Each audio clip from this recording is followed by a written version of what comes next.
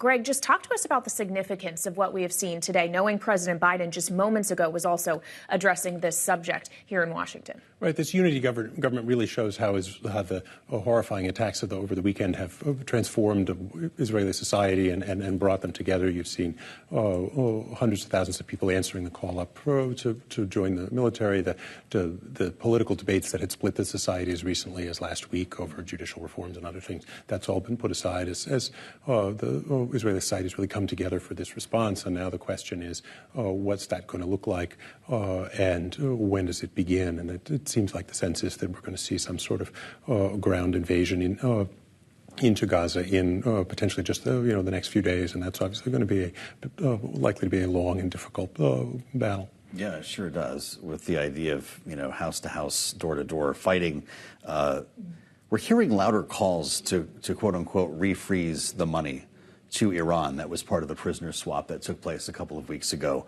That $6 billion has not actually moved at all, right? It was put into an account, we're told, by the administration for use for humanitarian purposes by Iran. Is that a credible call on the administration? Is it even possible to, quote unquote, refreeze that money? Well, the administration says that the money hasn't yet been spent, and it's in an account, I think, in Qatar, and that they're thinking about what they're going to do with it and whether it's possible to refreeze it. So they've opened the door to the possibility that they may have to go back on this. But they're in a difficult position because at the same time they've been saying that they have no confirmation that Israel was involved in the planning of this attack.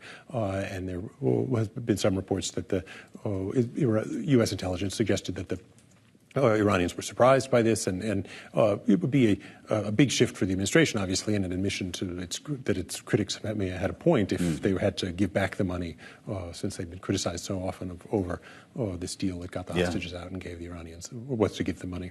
So there's obviously questions remaining about Iran, also potentially other groups that have the backing of Iran, like Hezbollah, what role ultimately that organization could come to play in this conflict. But when we think about just the two groups that are directly involved now, it's Hamas versus Israel still at this point. Do we have an understanding of how long these strikes could be sustained given with what they're working with now? Obviously, we've heard a lot of talk here in Washington about replenishing the Iron Dome on behalf of Israel. But do we have a real understanding at this point, intelligence about Hamas?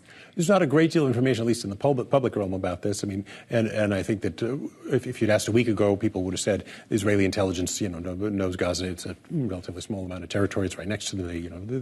They know it backwards and forwards. But obviously, the huge surprise of the attack suggests that their intelligence must have missed a lot. So it looks like it's going to be a very difficult campaign by all indications, as you said, Joe. That this is one of the most densely populated parts of the world.